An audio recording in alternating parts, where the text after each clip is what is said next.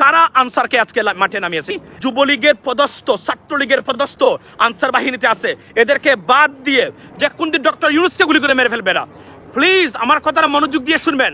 Doctor Mohammad ইউনূসকে গুলি করে মেরে ফেলবে না। এরা সবাই ডক্টর মোহাম্মদ ইউনূসের উপরে ক্ষুব্ধ। এখানে আওয়ামী লীগ এবং ভারত জড়িত, জড়িত। কিভাবে শুনেন, দেখবেন আনসার সদস্যরা সারা বাংলাদেশ বর্তমানে পানির নিচে বলতে গেলে। আমাদের ফেনী, আমাদের কুমিল্লা, আমাদের চিরং, অনেক এরিয়া, সিলেটের কিছু অংশ পানির নিচে হাবুডুবি খাচ্ছে। একটা ক্যাটাস্ট্রফিক এবং humanitarian situation in those areas. এবং এরা এখন আন্দোলন করে। এরা কতটা রেকলেস, কতটা বিপদসংকুল, এরা কল্পনা করতে পারেন? এই সময় তারা আন্দোলন করতে পারে, সচিবালয় বন্ধ করতে পারে? তারা জানে না এই সময় সচিবালয় থেকে এই বন্যা দুর্গত মানুষের সাহায্য সহযোগিতা থেকে শুরু করে প্রত্যেকটা কাজ এখান থেকে করা হবে। তারা কিভাবে এসে সচিবালয়ে ঢুকে, এটা আমি জানতে চাই। এর মানে কি? এর মানে হলো এদেরকে ঢুকিয়ে দেওয়া হচ্ছে। এবং সার্জিস বলেছে আজকে যে তাদেরকে নিয়ে তার সচিবালয়ে মিটিং করেছে, তাদেরকে আপ্যায়ন করেছে, এরপরেও তারা গিয়ে আন্দোলন করেছে। পরিশেষে কি হলো? মারকে শেখ হাসিনার মতো পালাতে বাধ্য হলো এবং পালিয়ে ক্ষমা চেয়ে আপনার মানিকের মতো অবস্থা তার হয়েছে। তো এই হলো তাদের অবস্থা। এবং আমি বিশ্বাস করি, কারণ মনে রাখবেন সচিবালয় বন্ধ করতে আসছে, এর মানে কি? এর মানে হলো গভর্নমেন্ট শাটডাউন, যেটাকে ইংরেজিতে বলে। সুতরাং গভর্নমেন্ট শাটডাউন করতে আসছে। এরা কোনো অবস্থাতে সাধারণ দাবি দাওয়া নিয়ে আসা আনসার বাহিনী না। এবং আনসার বাহিনীর চিফ কে ছিলেন? শেখ হাসিনার আপনার এই যে MK হুইপ কি শামীম ছিল, তার ভাই। সুতরাং এখানে শুধুমাত্র যুবলীগ এবং ছাত্রলীগের তরুণ প্রজন্মকে নিয়োগ দেওয়া হয়েছে আনসার বাহিনীতে। এরা সবই ছাত্রলীগ এবং যুবলীগের। এবং এখন প্রশ্ন উঠছে, এবং আমি মনে প্রাণে বিশ্বাস করি এটা তাদের প্রেসক্রিপশনে হয়েছে এবং তারাই এই কাজটা করিয়েছে। দেয়ারফর আনসার বাহিনীর যারা এখানে যুক্ত ছিলেন, কঠোর আইনের আওতায় আনতে হবে এদেরকে। এরা সরকারকে ডিস্টেবিলাইজ করা এবং বাংলাদেশের মানুষের কাঙ্ক্ষিত স্বাধীনতা, দ্বিতীয় স্বাধীনতার যুদ্ধকে আপনার ডিস্টেবিলাইজ করা বা খেড়ে নেওয়ার এই প্রক্রিয়ায় রাষ্ট্রদ্রোহ অপরাধ করেছে তারা। আনসারের এই সদস্যরা তার সচিবালয় ঘেরাও করতে, সার্জিস আজকে বলছিল এত আন্দোলন করেছি, সচিবালয় ঘেরাও করি নাই। কেন করি নাই? রাষ্ট্রকে চলতে হবে, রাষ্ট্রের কাজ করতে হবে, যেখানে এখান থেকে ডিসিশন মেক করা হয়। কিন্তু তারা প্রথমে এসে তাদের কত বড় স্পর্ধা এবং তারা কতটা ঔদ্ধত্যপূর্ণ দেখেন। এই ভয়ঙ্কর সময়ও তারা এসে সচিবালয়ে তারা আপনার ঘেরাও করে। সুতরাং আমি মনে প্রাণে বিশ্বাস করি লেডিস এন্ড জেন্টলম্যান, এটা কোনো অবস্থাতে আনসার বাহিনীদের কাজ নয়। এটাতে আওয়ামী লীগ জড়িত, এটাতে বিদেশি সংস্থা যারা এরা জড়িত। এরা কোনোদিন শান্তিতে থাকতে দেবে না বাংলাদেশকে। সুতরাং এর বিষয়ে আমাদেরকে কঠোর হতে হবে। এটা করিয়েছে তারা সরকারকে বিপদগ্রস্ত করার জন্য। সুতরাং সরকারের ভিতরে যারা আছেন, আওয়ামী লীগের পদস্থ যারা, আওয়ামী লীগের শেখ হাসিনার পেটিকুটের নিচ থেকে জন্ম নেওয়া army officer, I am sorry to say that I do apologise, আমি কিন্তু আর্মি যারা আছেন সাধারণ মানুষ, আপনাদের প্রতি এতটা রেসপেক্ট ভাষায় প্রকাশ করার নাই। কিন্তু কিছু কিছু দুর্বৃত্ত এখানে আছে, মনে রাখবেন, যারা DGFI পরিচালনা করতো। সুতরাং এদের প্রতি আমাদের কোনো রেসপেক্ট নাই। এরা এখনো সরকারে আছেন। দেয়ারফর আমি বিশ্বাস করি এদেরকে চিরতরে একদম কমিশন গঠন করে এদেরকে বাদ দিতে হবে, প্রশাসন থেকে বাদ দিয়ে এগিয়ে যেতে হবে। একটু আগে আজকে আনসার সদস্য আসছে, আজকে তারা চলে গেছে। যদি ছাত্ররা না আসতো তাহলে কি হতো? তারা সচিবালয় অবরুদ্ধ করে রাখতো। প্রশ্ন উঠছে আনসার বিডিবির দরকার কি? আমি প্রস্তাব করছি আনসার বিডিবিকে এই সরকারের এদেরকে বাধ্যতামূলক বাদ দিয়ে, এমনি তো তারা ইরেগুলার অনেক ক্ষেত্রে, ছাত্র জনতার পক্ষ থেকে নতুন আনসার বাহিনী গঠন করা হোক, আর না হলে এটাকে অ্যাবলিশ বা বিলুপ্ত করা হোক। কারণ বাংলাদেশের মানুষের জন্য আনসার এবং বিডিবি কোন দরকার প্রয়োজন আছে বলে আমি মনে করি না। কিভাবে মনে করি না? বাংলাদেশে পুলিশ ছিল না। পৃথিবীতে একটা রাষ্ট্র দেখান, ইভেন আমেরিকার মতো জায়গাতে যদি পুলিশ না থাকতো কি হতে পারতো সেটা আমরা জানি না। পুলিশ ছাড়া চলেছে বাংলাদেশ 3 সপ্তাহ, 2 সপ্তাহ চলেছে। দেশের কি হয়েছে? কয়েকটা ঘটনা তা আওয়ামী লীগের উপরে ঘটেছে। এছাড়া বাংলাদেশ ছিল, বাংলাদেশের মানুষ এভাবেই। সুতরাং আমি মনে করি পুলিশ ইন অ্যাকশন, পুলিশকে আরো শক্তিশালী, আরো স্বচ্ছ এবং ট্রান্সপারেন্ট করা এবং অ্যাকাউন্টেবল করা, এবং আনসার বিডিবিকে বিলুপ্ত করার সময় এসেছে। এদেরকে কোনো অবস্থাতে আর যদি না হয় তাহলে এটাকে রিফর্ম করে আমাদের ছাত্র জনতা যারা এই যে বর্তমানে যারা এই দ্বিতীয় স্বাধীনতার যুদ্ধে অন দ্য গ্রাউন্ডে আমাদের ছাত্ররা, গরিব গরিবের অনেক সন্তান আছে, এদেরকে আমি মনে করি গ্রাম পুলিশের কোনো দরকার নাই। Thank you so much Parvez ভাই চট্টগ্রাম থেকে। কোনো দরকার নেই আনসার বাহিনীর, এদের কথা কেউ শুনেও না। এরা কখনো গুলিও করে না কাউকে। দরকারও নাই। এরা আসলে ডিসফাংশনাল একটা, এটা প্রেসিডেন্ট জিয়াউর রহমান সাহেব করেছিলেন যখন আসলে সেনাবাহিনী ছিল না। সুতরাং এখন আমাদের সেনাবাহিনী ভেরি সলিড, আমাদের পুলিশ আছে, আমাদের অন্যান্য বাহিনী আছে, সুতরাং আমাদের আনসার বিডিবির কোনো দরকার নাই বলে আমি মনে করি। তারপরেও যদি মনে হয় আপনারা তারা থাকতে হবে, তাদের এদেরকে এই সরকারের যুবলীগের পদস্থ, ছাত্রলীগের পদস্থ আনসার বাহিনীতে আছে, এদেরকে বাদ দিয়ে যে কোন দিন ডক্টর ইউনূসকে গুলি করে মেরে ফেলবে না। প্লিজ আমার কথাটা মনোযোগ দিয়ে শুনবেন, ডক্টর মোহাম্মদ ইউনূসকে গুলি করে মেরে ফেলবে না। এরা সবাই ডক্টর মোহাম্মদ ইউনূসের উপরে ক্ষুব্ধ, কারণ ডক্টর মোহাম্মদ ইউনূস এমন একজন ফিগার রাইট নাও যিনি সারা পশ্চিমা বিশ্বকে একটা আঙ্গুলের ইশারায় বাংলাদেশের নাচাতে পারেন উনি। সেই ব্যক্তিকে তারা যে কোনো সময় শেষ করে দিবে। সুতরাং বি কেয়ারফুল, আমি বলছি বারবার, এরা এতটা বিপদগামী, ডেঞ্জারাস হতে পারে। সুতরাং this is the alarming right now and this is the beginning. So আমি মনে করি এরা থাকবে কিনা এটা ভেবে দেখা দরকার এবং এটাকে রিফর্ম করে সিস্টেমে আনার দরকার বলে আমি মনে করি ladies and gentleman. Second thing হলো যে এটা আমি দৃঢ়ভাবে বিশ্বাস করি এটাতে এই সরকারের মানুষ জড়িত। মনে রাখবেন, এই আন্দোলনগুলাকে যদি এখন কঠোর হস্তে দমন করা না হয়, কিছুদিন পরে আসবে শ্রমিক লীগের আন্দোলন। শ্রমিকরা রাস্তাঘাট অবরোধ করবে, বিভিন্ন ধরনের ডিস্টেবিলাইজ করার চেষ্টা করবে। কারণ আওয়ামী লীগ যে এত লক্ষ কোটি টাকা পাচার করেছে, এই টাকাটা কি মনে করেন তারা নিয়ে বসে থাকবে বিদেশে? নো, তাদের অস্তিত্বে টান পড়েছে।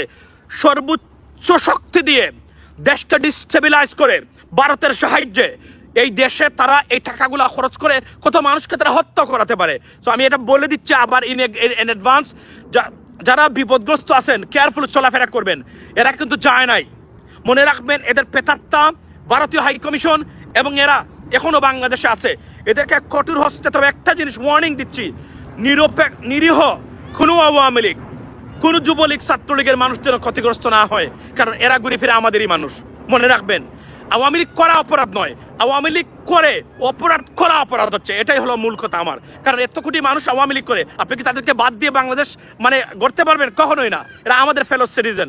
বাট যারা নিরপেক্ষ ছিল, না বুঝে, যারা নাইভ ছিল, যারা মিথ্যা প্রলোভনে আশ্বাসিত হয়ে আওয়ামী লীগ করেছে, আওয়ামী লীগের গুণগান গেছে, কিন্তু যারা মিথ্যা মামলা দিয়েছে, হয়রানি করেছে, খুন গুমের সাথে জড়িত, টাকা পাচারে জড়িত, ভূমি দখল করাতে জড়িত, রাজনৈতিক অধিকার কেড়ে নেওয়াতে মানে জড়িত, কাউকে ক্ষমা করা যাবে না। এদেরকে আইনের আওতায় আনতে হবে, কোনো ধরনের ক্ষমা করা যাবে না, কারণ এরা আবার আসবে ফিরে। কিন্তু নিরীহ মানুষ যারা আছেন, দয়া করে, কারণ এরা আমাদেরই ভাই, আমাদেরই বাতিজা, আপনাদের সহকর্মী, আপনাদের ফিলো নেইবার্স অর ভিলেজার্স। সুতরাং মনে রাখবেন, নিরীহ মানুষ যারা আছে, কোন অবস্থা থেকে বুঝাবেন যে আপনার সরকার কি করেছে, দেখেন এই দেশটাকে কিভাবে ধ্বংস করেছে।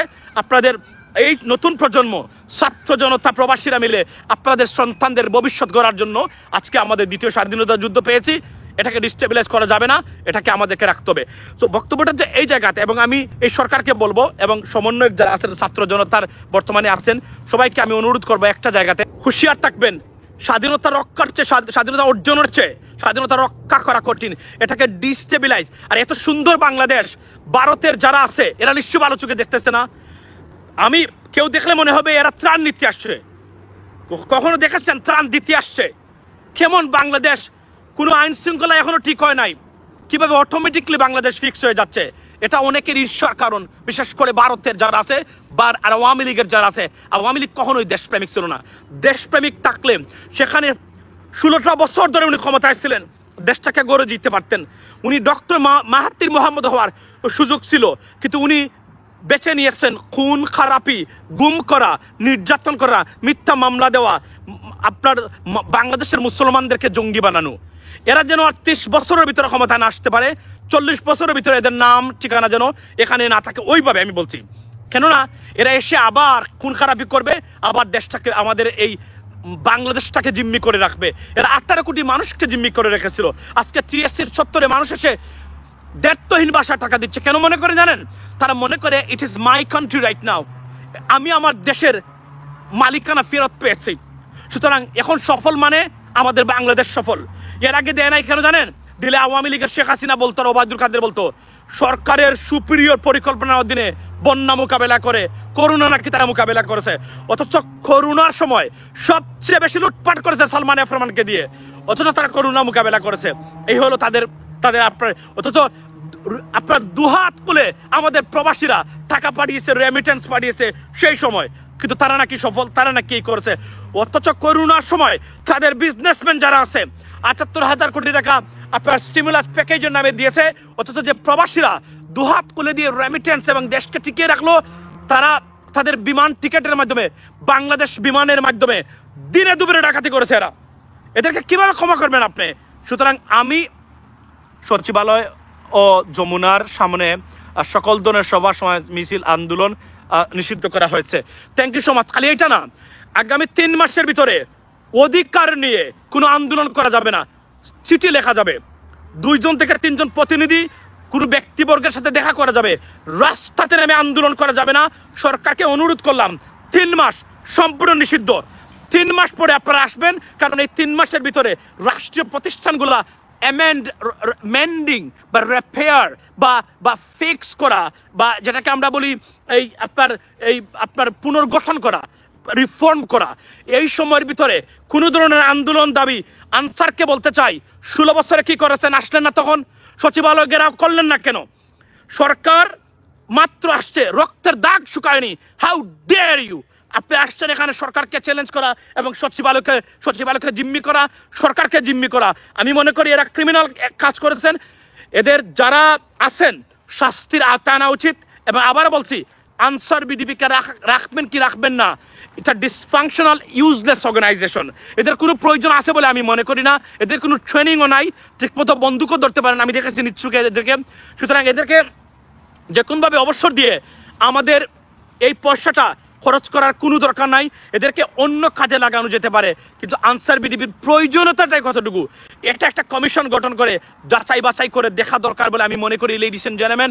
সুতরাং আমার বক্তব্যটা এই জায়গাতে, প্রিয় বাংলাদেশি ভাই বোনেরা, এই একটা ভয়ঙ্কর ফেসিবাদ থেকে দেশটাকে মুক্ত করেছেন আপনারা, আমরা সবাই মিলে। We got to protect it, we got to preserve it. What we have to do, we have to be aware of it. Okay, every single time, next 3 months চোখ কান খুলে রাখতে হবে। এর ভিতরে আওয়ামী লীগের এরা আছে, চেষ্টা করতে পারবে, তারা পাল্টা বিপ্লবের নামে বিভিন্ন ধরনের কেওস করার চেষ্টা করবে। যখন দেখবে পারবে না, অটোমেটিকলি তারা দেশ ছেড়ে পালাবে এবং তারা পালাতে বাধ্য। এদেরকে যতটা খুনের সাথে জড়িত, গুমের সাথে জড়িত, টাকা পাচারের সাথে জড়িত, মিথ্যা মামলা দেওয়ার নামে জড়িত, একটাকে ছাড়া যাবে না। প্রত্যেকটাকে কঠিনভাবে the full course of loss আপনার প্রতিষ্ঠিত করে এদেরকে বিচারের আওতায় আনতে হবে, লেডিস এন্ড জেন্টলম্যান। এটাই ছিল বক্তব্য। এবং আমি 2-একটা কমেন্টস পড়ি এখানে, যারা কি বলেছেন।